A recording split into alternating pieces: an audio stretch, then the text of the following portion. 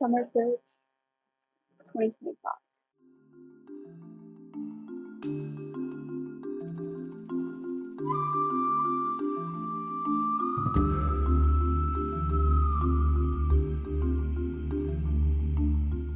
I'm excited for my sophomore year and to meet new people.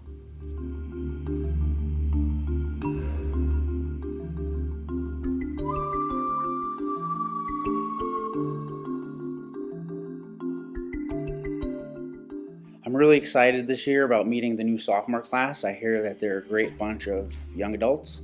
I hear that they're hard workers, and I hope to build some good relationships and share some stories and get the work started.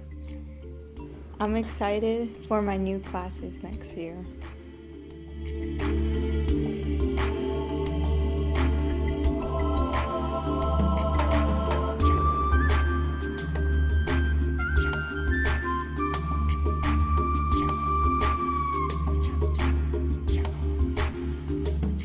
I'm excited for having fun this year and trying out new programs.